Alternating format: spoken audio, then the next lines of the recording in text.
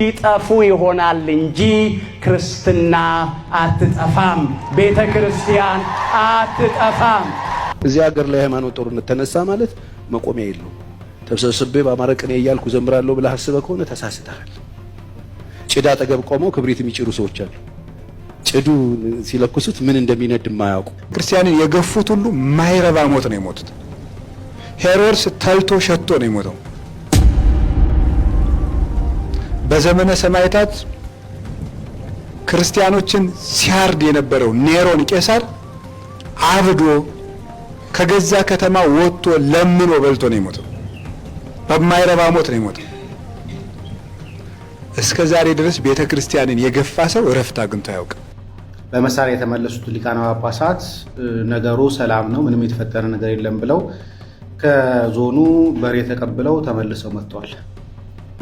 ለማጥፋት ሁሉ ብለው የተዘጋጁ አካላት ካሉ እንዳይሳሳቱ ደግሜ ደጋግሜ እንዳይሳሳቱ መዘዙ ከባድ። ሰላም ጤና ይስጥልን። በሀገር ውስጥና በመላው ዓለም የምትገኙ ወደ ቻናል ላይ ተከታታዮች ያው ዛሬም እግዚአብሔር ፈቅዶ ተገናኝተናል። የምንገኘው በሁለተኛው አማራጭ ቻናላችን ላይ ነው። በዛሬው ዝግጅታችን እንግዲህ ወቅታዊ የሆኑ በተለይ ደግሞ ቤተክርስቲያንን የተመለከቱ ርዕሰ ጉዳዮችን እናነሳለን ማለት ነው። በእነዚህም መሰረት እንግዲህ መምህር ዘላለም በሕይወት በነበሩበት ሰዓት ስለ ቤተክርስቲያን ካስተማሩት ውስጥ እነሱ እንጂ ቤተክርስቲያን አትጠፋም ሲሉ ታሪክን እያጣቀሱ ያስተማሩት ትምህርት አሁን ካለንበት ወቅታዊ ሁኔታ ጋር አብሮ ስለሚሄድ እሱን ወደ እናንተ የማቀርብ ይሆናል። ከዛ ውጪ እግዚአብሔር ይፈርዳል፣ ምድርም ተበቃይ ናት። ቤተክርስቲያን የሚያርዷትን የምታጠቃበት ሰይፍ የላትም። ራስ የሆናት ክርስቶስ ግን ልብ ብላችሁ ስቡ፣ ራስ የሆናት ክርስቶስ ግን ሁለት አፍ ካለው ሰይፍ ይልቅ የሚቆርጥ ነው፣ ፍርዱንም ይፈርዳል ሲሉ መምህራችን ተናግረዋል። አባ ገብረ ኪዳን አጠቃላይ መልእክቱን የምንሰማው ነው የሚሆነው። ምክንያቱም በአሁኑ ሰዓት ላይ ገዳዮቻችን እግዚአብሔር ፍርድ የሚሰጥ ሳይመስላቸው አሁንም በግፋቸው እንደቀጠሉ ነው። በመረጃ የምንመለከተው ነው የሚሆነው። እንግዲህ ጳጳሳቱ ምን እያሉና የሚል ጥያቄ እንድናነሳ የሚያስገድደን ክስተት ተፈጽሟል። ይህ የሆነው እንግዲህ ጳጳሳቱ ወደ አርሲ ሄደው በነበረበት ወቅት እዛ አካባቢ የሆነው ነገር ነው እና ምንድን ነው የሆነው የሚለውን ነገር የምንመለከት ነው የሚሆነው። በጣም የሚያሳዝነው ግን እንግዲህ ከጳጳሳቱ መሃል ጸጋዬ ክፍሉ በመረጃው እንዳሳየን በሃይማኖታቸው ምክንያት አይደለም የተገደሉት ያሉ ጳጳሳት እንዳሉም አመልክቶናል። እና እነዚህ ሰዎች በምንድን ነው የተገደሉት? ከአንገታቸው ላይ መስቀል ሲበጠስ ተመልክተናል። ቤተክርስቲያን ሲቃጠል ተመልክተናል። ቤተክርስቲያን እየተቃጠለ መስቀል ከአንገታቸው ላይ ምንም የማያውቁ ሕፃናትን ጭምር መስቀላቸው እየተበጠሰ በግዳጅ ሃይማኖትን የቀየረ የእምነት አባት እየተመለከትን እነዚህ ሰዎች የተጠቁት በሃይማኖታቸው አይደለም ማለት ምን ማለት ነው? ጊዜ ያልፋል፣ ያስተዛዝባል። እሱን የምንመለከት ነው የሚሆነው። እዚህ ሀገር ላይ የሃይማኖት ጦርነት ተነሳ ማለት መቆሚያ የለውም ሲል እጅግ በጣም የምናከብረው የምንወደው ፓስተር ቸሬ ሊመጣ የሚችለውን ነገር ዝምታውን ሰብሮ ተናግሯል። ምንድን ነው ያለው የሚለውን ነገር ሙሉን የምትሰሙት ነው የሚሆነው። እንግዲህ የሚመጣው መዘዝ ከባድ ነው ያለው። ስለዚህ እንደውም ቃል በቃል ምንድን ያለው ተሰብስቤ በአማረ ቀን ይዘምራለሁ ብለህ አስበህ ከሆነ ተሳስተሃል ነው ያለው ፓስተር ቸሬ። ሌላውንም ያለውን ነገር የማሰማችሁ ነው የሚሆነው። ብፁዕ አቡነ መቃሪዎስ ያሉት ነገር አለ። ቤተክርስቲያንን ለማጥፋት የተነሳችሁ ሰዎች እንዳትሳሳቱ፣ የሚመጣው መዘዝ ከባድ ነው። ወጣቱ እየተደራጀ ነው። ዝም ብሎ አይመለከታችሁም። ትዕግስት ፍርሃት አይደለም። የታገስናችሁ ፈጣሪ ትዕግስትን ስላስተማረን ፍቅርን ስላስተማረን ነው እንጂ ፈሪዎች ሆነን አይደለም። ስለዚህ እረፉ፣ እየተሳሳታችሁ ነው፣ የሚመጣውን መዘዝ አትችሉትም እያሉ ነው። የእሳቸውንም ቃል አብረን የምንሰማ ነው የሚሆነው። እስከ ፕሮግራሙ ፍጻሜ አብራችሁኝ ትሆኑ ዘንድ የምጋብዘው በታላቅ አክብሮት ነው። ወደ መጀመሪያው መረጃ ነው የምሄደው። ሰምተን እንመለስ። እነሱ ይጠፉ ይሆናል እንጂ ክርስትና አትጠፋም፣ ቤተ ክርስቲያን አትጠፋም። እነ ዮዲት ጉዲት አላጠፏትም። እንግዲህ ነፍስ ይማር መምህራችን መምህርን ዘላለም ወንድሙ በህይወት በነበሩበት ሰዓት ላይ ቤተክርስቲያንን አስመልክቶ የቤተክርስቲያን አጥፊዎችን አስመልክተው የተናገሩት ንግግር ነውና ይሄ ንግግር አሁን ካለው ወቅታዊ ሁኔታ ጋር አብሮ ይሄዳል ብዬ አስባለሁና እሳቸው እንደተናገሩት ታሪክን እያጣቀሱ እንግዲህ ቤተክርስቲያን አትጠፋም፣ አጥፊዎቿ ነው የሚጠፉት ይሉና ቤተክርስቲያንን ለማጥፋት ተነስተው የነበሩ ጨካኞችን አንስተው እነዛ ሰዎች አሁን እንደሌሉ ወደ አፈርነት ወደ ትቢያነት እንደተቀየሩ ቤተክርስቲያን ግን እስካሁንም ድረስ እንዳለች ወደፊትም እንደምትኖር ያስተማሩበት ትምህርት ነው። በድጋሚ ሰምተን እንመለስ። 40 ዘመን ሙሉ ካህናትን የቤተክርስቲያን አገልጋዮችን አስገደለች። እንግዲህ ዮዲት ጉዲት 40 ዘመናት ሙሉ ካህናትን የቤተክርስቲያን ሰዎች አስገድላለች። አብያተ ክርስቲያናትን አቃጠለች፣ ንዋያተ ቅድሳትን አቃጠለች፣ መጽሐፍትን አቃጠለች። ዮዲት ጉዲት አሁን የለችም፣ ቤተክርስቲያን ግን አለች። ግራኝ መሐመድ ተነሳ ጠማማው ነው ያሉት። እንደውም እሳቸው 15 ዓመት ሙሉ ካህናትን አሳረደ፣ አስገደለ፣ ጨፈጨፈ። እሺ ያለውን በገንዘብ እያታለለ አስካደ። እምቢ ያለውን አስገደለ፣ አሳረደ፣ ጨፈጨፈ፣ አስጨፈጨፈ። አብያተ ክርስቲያናትን አቃጠለ። አሻራቸው እስካሁን ድረስ አለ። ግራኝ ጠማማው ግን አሁን የለም። ቤተክርስቲያን ግን አለች፣ ወደፊትም ትቀጥላለች። ይሄንን እንዴት ማወቅ ተሳናችሁ? ያሁን ገዳዮች ነው። ክርስቲያንና ሚስማር በተመታ ቁጥር ይጠብቃል ነው ያሉት። በተመታ ቁጥር ይጠብቃል። እየጠነከረ ነው የሚሄደው።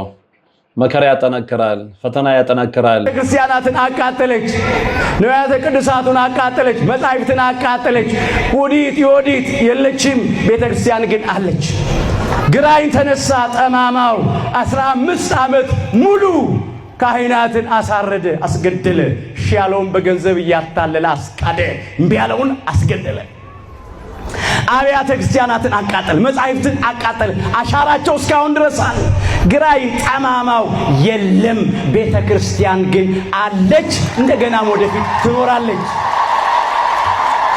ክርስቲያንና ሚስማር በተመታ ቁጥር እየጠነከረ ነው የሚሄደው። መከራ ያጠነክራል፣ ፈተና ያጠነክራል። ይሄው ቅድስት ኪዳነ ምሕረት ምስራቀ ፀሐይ የጅጅጋዋ ኪዳነ ምሕረት ተቃጠለች። ይኸው እዚሁ ያለንባት የዛሬ ዓመት ልክ በዚህን ቀን ተቃጠለች፣ ግን እንደገና ተሰራች። አምራ ተሰራች። አምራ ወገኖቼ የበለጠ ያጸናል። ስለዚህ ጅጅጋ ኪዳነ ምሕረትም አንስተዋል። የዛሬ ዓመት ልክ የዛሬ ዓመት እዚህ በቁንበት የዛሬ ዓመት ተቃጠለች፣ ነገር ግን እንደገና አምራ ተሰራች። ቤተ ክርስቲያን አትጠፋም ሲሉን ያስተማሩት። አዎ ልቦና ላላቸው ሰዎች ይህ ትልቅ ትምህርት ነው። ቤተ ክርስቲያን አትጠፋም። ምክንያቱም ሁሌም እንደምንለው ራሷ ክርስቶስ ስለሆነ ማለት ነው። ራሷ ክርስቶስ ስለሆነ ማንም ክርስቶስን ማጥፋት ስለማይችል፣ ማንም በክርስቶስ መሳለቅ ስለማይችል፣ አቅም ስለሌለው፣ አቅም ስለማይኖረው እግዚአብሔር ታግሶ መበቀል ስለሚችል፣ ኢየሱስ ክርስቶስ ታግሶ መፍረድ ስለሚችል አሁንም ጊዜው ገና ነው። ለመመለስ ጊዜ ያላችሁ። ቤተክርስቲያንን ማጥፋት አትችሉም። ስለዚህ ከድርጊታችሁ ታቀቡ ነው የመምህራችን መልእክት ማለት ነው። እንግዲህ እንደዚህ አይነት ሰዎች ልቦና ይስጣቸው ከማለት ውጭ ምን እንደሚባል አላቅም። በቀጣይነት የምንመለከተው እንግዲህ በጣም በሚገርም ሁኔታ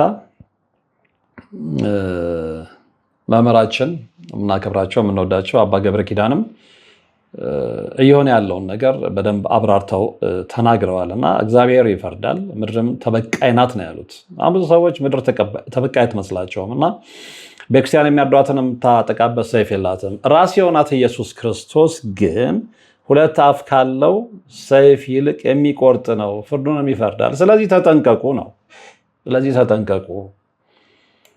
ዛሬ እየገደላችሁ እየጨፈራችሁ እየደነሳችሁ በሚሞቱ ሰዎች እየተሳለቃችሁ እንደምትዘልቁ ብታስቡም እግዚአብሔር ፍርድ መስጠት የጀመረ ጊዜ ግን ጉዳችሁ ይፈላል ነው መልእክታቸውና እስኪ ሙሉ መልእክቱን ሰምተን እንመለስ።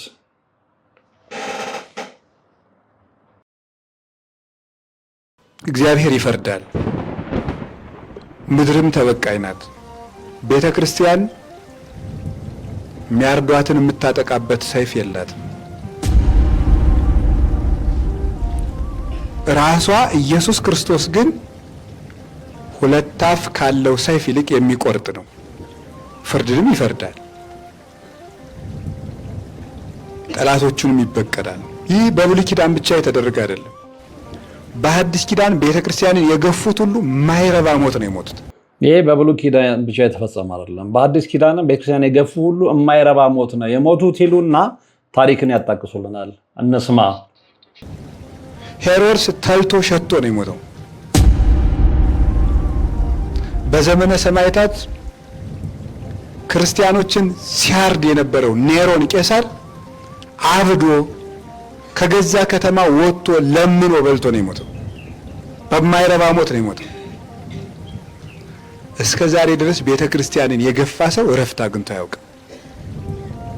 ግራኝ መሐመድም በሜዳ ነው ሞቶ የቀረ ከ17 ዓመት በላይ ቤተ ክርስቲያንን ገፍቶ እና የክርስቲያን ደም ስንት ሲፈስ ነው የሚሞላ ጽዋው?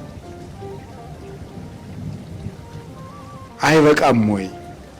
ማን ነው ደም አፍሶ ሰላም ይኖር? አቤልን የገደለ ቃየል የገዛ ወንድሙን ቢገድል እሱን የገደለው ግን የገዛ ልጁ ነው። የሰው ደም አፍሶ በሰላም ይኖር የለ። የሰው ደም የእግዚአብሔር ፍጹም ክቡር ገንዘቡ ነው፣ በከንቱ አይፈስም። ድሃውን እየገለበጥክ ቤቱን እየወረስክ እያፈረስክ ቤት የምትሰራ ሁሉ ያ ምድር የእግዚአብሔር ነው፣ ያንተ አይምሰልህ። ሰውን በመልኩ በዘሩ በተወለደበት ቋንቋው አፉን በፈታበት ሄሮድስ ተልቶ ሸቶ ነው የሞተው። በተለይ ገዳዮች አዳምጡ። በዘመነ ሰማዕታት ልብ ብላችሁ ስሙሉ።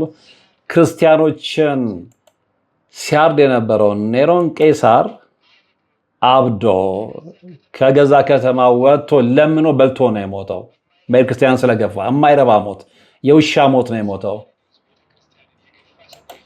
እስከዛሬ ድረስ ቤተክርስቲያንን የገፋ ሰው እረፍት አግኝቶ አያውቅም፣ ወደፊትም አያገኝም። ይሄ ግልጽ ነው። ለጊዜው ይመስላል እንጂ ቤተክርስቲያንን የገፋ ሰው አሟሟቱ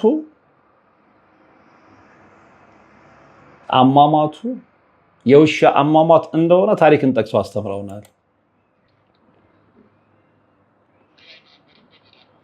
ግራኝ መሐመድም በሜዳ ነው ሞቶ የተገኘው። የነ የወዲት ጉዲትንም የክርስቲያንም ስንት ሲፈስ ነው የሚሞላው ጽዋው ሲሉ ወሳኝ ጥያቄ ጠይቀዋል። ይህንን ጥያቄ ግን ቦታው ድረስ ሄደው የተገፉ ሰዎችን ለመጠየቅ ሄደው አይ በሃይማኖታቸው አይደለም የተገደሉት ያሉትም ሰዎች ይህንን ጥያቄ ማንሳት ተገቢ ነው ያስባለሁ። ስለዚህ በምንድን ነው የተገደሉት? የሚናገረው ቋንቋ የምታሰድድ የምትገድል ያ አንተ ቁመህ ወንድምህን የምትገልበት ምድር ያንተ ቋንቋ አይደለም፣ የእግዚአብሔር ነው። ምድር የእግዚአብሔር ናት። ሕፃኑ ከእናቱ ፊት እያለቀሰ እናቱን የሚያርዱ የሕፃን ጩኸት የማይሰማቸው ሕፃኑን እያስለቀሱ ከአንገቱ መስቀሉን የሚበጥሱ አድጎ እንኳን እምነቱን እስኪመርጥ የማይፈቅዱለት እነዚህ ሰብስበው ሰው የሚያስለቅሱ ወጣት ቢያልቅ ካህን ቢታረድ ቤተክርስቲያን ቢቃጠል ሰው ቢሞት እግዚአብሔር የተዘጋ ከፍቶ ቤተክርስቲያንን ያስቀጥላታል። ነገር ግን ላረዳችሁ ሰዎች ግን ወዮላችሁ፣ እግዚአብሔር ዋጋ ይከፍላል። አይበቃም ወይ? በትክክል ማን ነው ደም አፍሶ በሰላም የኖረው? የመጽሐፍ ቅዱስን እውነት እንኳን ብንመለከት የቃየንን ደም ያፈሰሰው የአቤልን ደም ያፈሰሰው ቃየን ሲንከራተት ነው የኖረው። የገዛ ወንድሙን ቢገድል እሱን የገደለው ግን የገዛ ልጁ ነው። ደምን አፍስሶ በሰላም የሚኖር ሰው አይኖርም። ይዘገያል እንጂ እግዚአብሔር ይፈርዳል። ቃየን ወንድሙ አቤልን ገደለ። ቃየንን ደግሞ የራሱ ልጅ ገደለው። ደምን ደም ይጠራል። ይህንን አባታችን ያስተማሩን። የሰው ደም አፍስሶ በሰላም ይኖር የለም። ብዙ ሰው ያልተገነዘበው በተለይ ገዳዮች ያልተገነዘቡት የሰው ደም የእግዚአብሔር ክቡር ገንዘቡ እንደሆነ ነው። ይሄንን አላወቁም። እግዚአብሔር ደግሞ በክቡር ገንዘቡ አይደራደርም። ጊዜ ነው የሚጠብቀው ለፍርድ። ሲፈርድ ደግሞ ሰውኛ ፍርድ አይደለም የሚፈርደው፣ አምላካዊ ፍርድ ነው። አምላካዊ ፍርድ ደግሞ ከባድ ነው። ስለዚህ ገዳዮች ከዚህ ሊማሩ ይችላሉ ወይም ደግሞ ከዚህ ሊማሩ ይገባል ብለን ነው የምናስበው። በቀጣይነት የምንመለከተው እንግዲህ የሚከተለውን ነው። በጣም በሚገርም ሁኔታ ጳጳሳቱ ወደ አርሲ ሄደው ነበረ። ነገር ግን እዛ ሄደው ጎብኝተው ከተመለሱ በኋላ በጣም በሚገርም ሁኔታ በሃይማኖታቸው ምክንያት አይደለም የተገደሉት የሚል ነገር ተናግረዋል። ይሄ ብዙዎችን አሳዝኗል፣ ብዙዎችን አስቆጥቷል። ስለዚህ ይሄ ጭራሽ እንደውም አቦምሳ ላይ የተሰራ ድራማ ነው ሲሉ አስተያየት የሰጡ ሰዎችም አሉ። ከነዚህ መሀል እንግዲህ በዚህ ጉዳይ ላይ በደንብ አድምቶ የሰራው ጸጋዬ ክፍሉ ነው። የእሱን ቪዲዮ ሰምተን እንመለስ። ይኸውላችሁ ጳጳሳቱ ወደ አርሲ አሰኮ ሄደው ነበር እና እዛ በመሳሪያ ተመለሱ። አሰኮ ሳይደርሱ ከመድኃኔዓለም ቤተክርስቲያን እርዳታ አድርገው ተመለሱ። ይህን ነገር ዩቲዩብ ላይ ሰፋ አድርጌ ሰርቼበት ነበር እና እሱ እንደነገረን እንግዲህ ጳጳሳቱ ወደ አርሲ አሰኮ ሄደው ነበረ እና እዛ ሄደው በመሳሪያ ተመለሰዋል። አሰኮ ሳይደርሱ ነው የተመለሱት። ከመድኃኔዓለም ቤተክርስቲያን እንግዲህ መድኃኔዓለም ቤተክርስቲያን እርዳታ አድርገው ነው የተመለሱት። ምክንያቱም መሳሪያ የተደቅኖባቸው ያንን ፈርተው ነው የተመለሱት እና እነሱ ምናልባት ለሰዓታት ለግማሽ ሰዓት ምናምን ሊሆን ይችላል። ግን እዛ ቦታ ላይ የነበረው ህዝበ ክርስቲያን የታረደው ወደፊትም ደግሞ የተዛተበት ህዝበ ክርስቲያን በምን አይነት ስቃይ ውስጥ እንደሆነ ሪሊ ተረድተውታል ወይ? ቢረዱት ኖሮ ስቃዩ ቢገባቸው ኖሮ ሞታቸው ቢሆን ኖሮ በሃይማኖቱ አይደለም የተገደለው የሚል መግለጫ ኦር ቃል አይሰጡም ነበር ብዬ ነው እማምነው። የሆነው ግን ያ ነው እያለን ነው ጸጋዬ በደረሰው መረጃ መሰረት ማለት ነው። እና ይሄ እንዴት ይታያል? ይሄ የሚደበቅ ነገር አይደለም። እንደብቀውም ብንለውም እንደብቀው ነገር አይደለም። ምክንያቱም ይሄ በይፋ የሚታይ ነገር ነው። ቤተክርስቲያን ሲቃጠል፣ ንጹሃን ዜጎች ሲገደሉ፣ በእምነታቸው መስቀላቸው ሲበጠስ ይህንን እያዩ በሃይማኖታቸው አይደለም የተገደሉት ማለት በተለይም ደግሞ ከተራ ምእመን ሳይሆን መመኑን በወጣው ከሃይማኖት አባቶች ይህንን በመስማታችን ተሸማቀናል፣ አፍረናል። ታዲያ አሁን ላይ የኦቲሲ መገናኛ ብዙሃን እግዚአብሔር ግን ፍርድ ይሰጣል። በመሳሪያ የተመለሱት ሊቃነ ጳጳሳት ነገሩ ሰላም ነው፣ ምንም የተፈጠረ ነገር የለም ብለው ከዞኑ በሬ ተቀብለው ተመልሰው መጥተዋል። አስቡት፣ እየተገደሉ ያሉት ሰዎችን በሃይማኖታቸው ምክንያት አይደለም እየተገደሉ ያሉት ብሏል።